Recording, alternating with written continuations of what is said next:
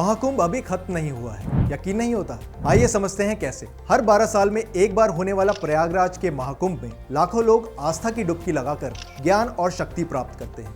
लेकिन मैं इस महाकुंभ की बात नहीं कर रहा हूँ। एक महाकुंभ ऐसा भी है जो अभी शुरू होना बाकी है। जिस तरह महाकुंभ संगम है गंगा और यमुना का, उसी तरह जिस महाकुंभ के बारे में आज मैं आपको इस वीडियो में बताने जा रहा हूँ, वो संगम है नए विचार, इनोवेशन और एंटरप्रेन्योरशिप का।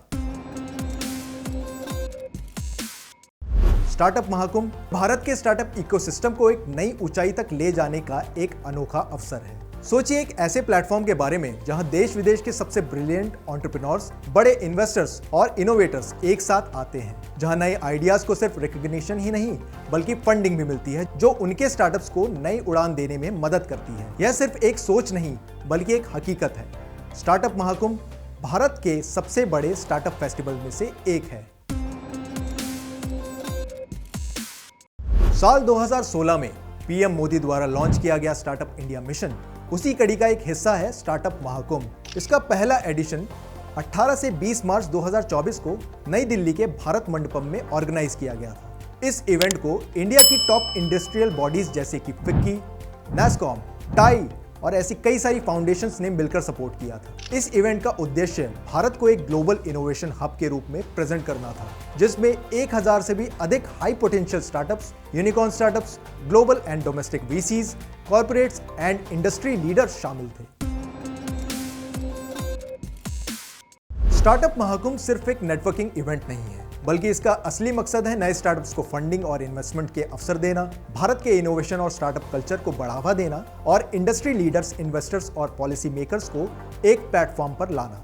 इस इवेंट के माध्यम से नए एंटरप्रेन्योर्स को मेंटरशिप, मार्केट एक्सपोजर और नए बिजनेस अपॉर्चुनिटीज मिलती हैं, जिससे वो अपनी स्टार्टअप जर्नी को और मजबूती से आगे बढ़ा सकते हैं। तो अब बात कर लेते हैं इससे स्टार्टअप्स को क्या फायदा होगा। तो अगर आप एक एंटरप्रेन्योर हैं तो स्टार्टअप महाकुंभ आपके लिए एक बेहतरीन अपॉर्चुनिटी है। यहाँ आपको मिलती है global exposure, direct access to investors और फंडिंग, इंडस्ट्री एक्सपर्ट्स और मेंटरशिप के साथ नेटवर्किंग, नए इनोवेशन लॉन्च करने और पोटेंशियल कस्टमर्स से कनेक्ट होने का एक दमदार प्लेटफॉर्म। यह एक ऐसा अवसर है जहां नए सपने हकीकत बन सकते हैं। इस बार स्टार्टअप महाकुंभ 2025 और भी बड़ा होने जा रहा है। यह 3 से 5 अप्रैल 2025 को भारत मंडपम के नई दिल्ली में होगा। इसमें 3000 से अधिक स्टार्टअप्स, 1000 से अधिक इन्वेस्टर्स और इंक्यूबेटर्स, 50,000 से अधिक बिजनेस विजिटर्स और 50+ देशों के डेलीगेट्स शामिल होंगे। सबसे बड़ी बात, स्टार्टअप महारथी चैलेंज नए स्टार्टअप्स के लिए एक बड़ा अवसर बनकर उभरेगा, जिसमें सिर्फ फंडिंग ही नहीं बल्कि स्टार्टअप्स को स्ट्रेटेजिक पार्टनरशिप का भी मौका मिलेगा। तो आप इसका हिस्सा कैसे बन सकते हैं? अगर आप एक स्टार्टअप फाउंडर हैं और चाहते हैं कि आपका स्टार्टअप भी स्टार्टअप महाकुंभ 2025 का हिस्सा बने, तो कुछ स्टेप्स हैं जो आपको फॉलो करने होंगे। सबसे पहला, रजिस्टर करें, ऑफिशियल वेबसाइट पर जाइए और अपनी स्टार्टअप डिटेल्स को फिल करिए। अपना बिजनेस मॉडल, इनोवेशन और इम्पैक्ट को क्लियरली हाईलाइट करें। दूसरा, अपना पिच तैयार करें। एक स्ट्रॉन्ग पिच डेक बनाएं जो आपके स्टार्टअप की प्रॉब्लम स्टेटमेंट, सॉल्यूशन, ट्रैक्शन और फंडिंग नीड्स को क्लियरली दिखाएगा। पहले से तैयारी करें क्योंकि यहाँ इंडस्ट्री के बड़े बड़े इन्वेस्टर्स आपके आइडियाज को जज करेंगे। तीसरा, प्री इवेंट नेटवर्किंग का फायदा उठाएं। प्री इवेंट वेबिनार और स्टार्टअप शोकेस अटेंड करें।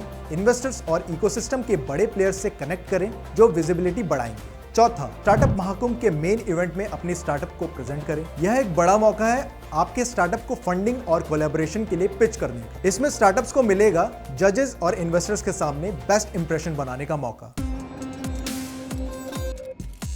स्टार्टअप महाकुंभ सिर्फ एक इवेंट नहीं बल्कि एक मूवमेंट है जो नए स्टार्टअप्स को नई दिशा में ले जा रहा है। यह एक ऐसा प्लेटफॉर्म है जहां आइडियाज रियलिटी बनते हैं, छोटे स्टार्टअप्स बड़े बनते हैं और भारत का एंटरप्रेन्योरियल इकोसिस्टम ग्लोबल स्टेज पर चमकता है। अगर आप एक स्टार्टअप फाउंडर, इन्वेस्टर या इनोवेशन एंथुसियास्ट हैं तो स्टार्टअप महाकुंभ 2025 आपके लिए एक गोल्डन अपॉर्चुनिटी हो सकता है।